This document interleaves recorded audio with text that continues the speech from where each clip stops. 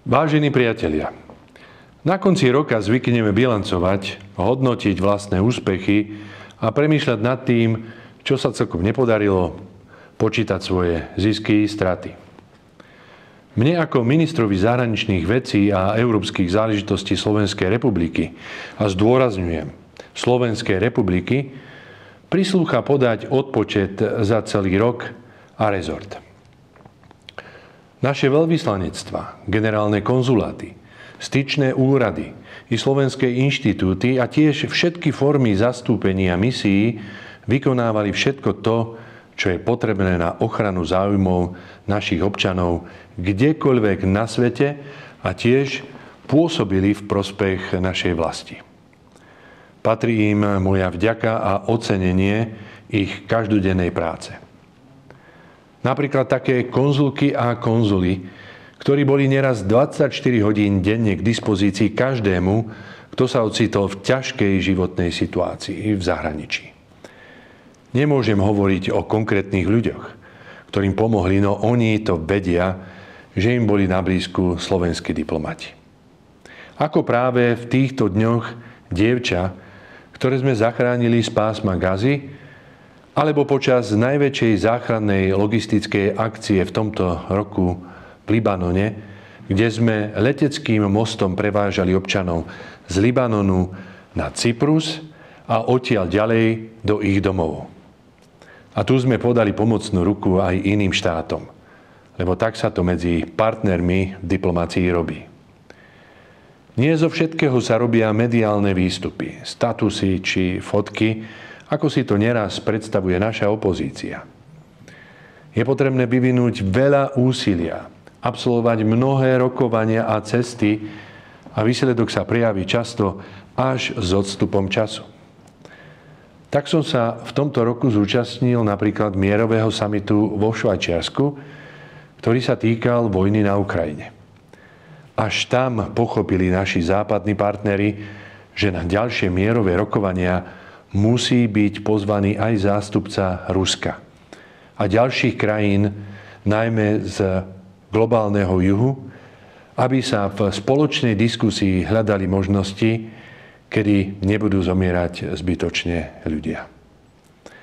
Aj situácia na Blízkom východe sa dramaticky menila a mení a tu sme o hľadaní riešení rokovali tak na valnom zhromaždení OSN v New Yorku, ako aj opakovane na ministerských radách členských štátov Európskej únie v Bruseli či v Luxemburgu, alebo počas zasadnutia OBSE na Malte. Priznám sa, že som nikdy toľko necestoval ako počas tohto roka, kedy som navštívil Nemecko, Švajčiarsko, Rakúsko a Lichtenštajsko, ale aj Turecko, Taliansko, Slovinsko a Srbsko, Rumunsko či Cyprus, tiež Spojené štáty, Brazíliu, Južnú Koreu, Čínu a Indiu. Absolvoval som desiatky pracovných stretnutí, rozhovorov so stovkami diplomatov, s ktorými som rokoval najmä o slovenských národnoštátnych záujmoch. Alebo boli to i obchodné misie zložené z mnohých firiem zo Slovenska, ktoré v tej danej krajine pôsobia, podnikajú, alebo investujú, alebo to iba plánujú. Rozbiehajúca sa ekonomická diplomácia totiž patrila medzi dôležité piliere našej práce a popri cestách sme začali s budovaním nášho odborného tímu po celom svete. Zo 17 ekonomických diplomatov, ktorých som našiel na tomto úrade, sa chceme dostať na počet 43 ekonomických diplomatov. Robíme všetko preto, aby slovenské hospodárstvo cítilo našu podporu a zároveň, aby sa mu otvárali dvere všade vo svete, kde sme identifikovali naše záujmy. Napríklad na severe Afriky, kde v Alžírsku otvárame nový zastupiteľský úrad a samozrejme neskončíme iba pri ňom. Ale rovnako to bude i v Austrálii, v Belgicku, v Tanzánii, na Filipínach či v Malajzii. V Bruseli máme silné zastúpenie, pretože tam je agenda Európskej únie. A je nás počuť a vidieť. Či už to bolo pri predĺžení výnimky pre Slovnaft zo sankcií na produkty z ropy, ktorá nám umožní stabilné ceny a dostupnosť benzínu a nafty na Slovensku, alebo pri odstránení slovenského občana zo sankčného zoznamu, či pri odmietnutí používania dvojakého metra prístupe k iným a nepodporení unáhlených sankcií voči Gruzínsku len preto, že sa ľudia vo voľbách demokraticky rozhodli, kto bude na čele ich vlády na najbližšie 4 roky. Demokracia je totiž pre všetkých a tiež je potrebné rešpektovať rozhodnutie voličov. Ak pritom samozrejme nie je porušené medzinárodné právo, ktorého porušenie sme v prípade Ruska skonštatovali aj pri konflikte na ukrajinskom území. Ani zhoršujúca sa humanitárna situácia v pásme Gazy či na Kube sa neobyšla bez našej pozornosti a pomohli sme materiálne.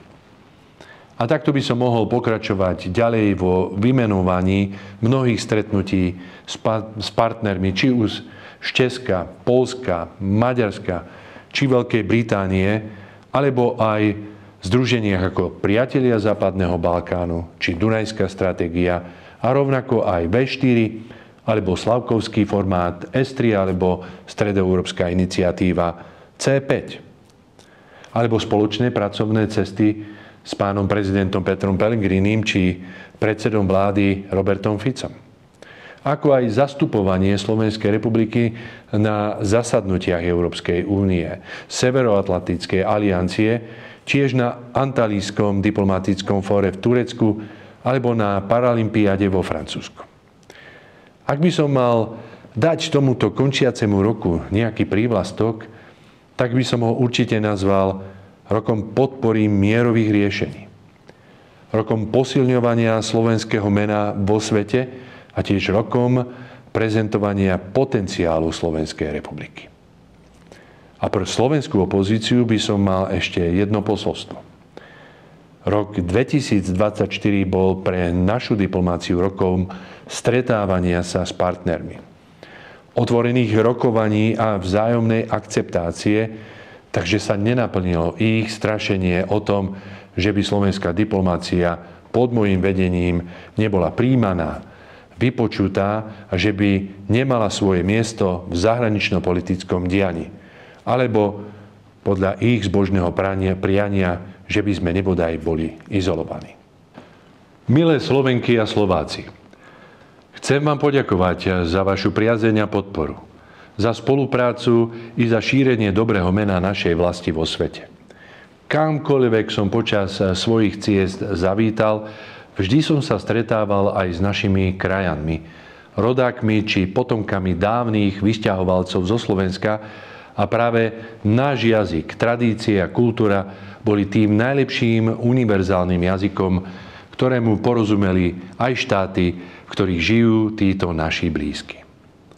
Prajem vám všetkým, aby ste takúto spriaznenosť zažívali počas celého roka. Aby ste sa na Slovensku stále cítili ako doma a ak vás cesty zavedú niekam do sveta, tak aby ste sa vždy tešili na návrat do našej vlasti. Ale ak by ste tam potrebovali pomoc, tak slovenské zastupiteľské úrady vám podajú pomocnú ruku vždy, keď to bude potrebné, a naša diplomácia urobí všetko preto, aby ochraňovala záujmy našej republiky. Pokojné vianočné sviatky, pevné zdravie, lásku a pokoj vám prajem a nech vám rok 2025 prinesie splnenie všetkých vašich očakávaní.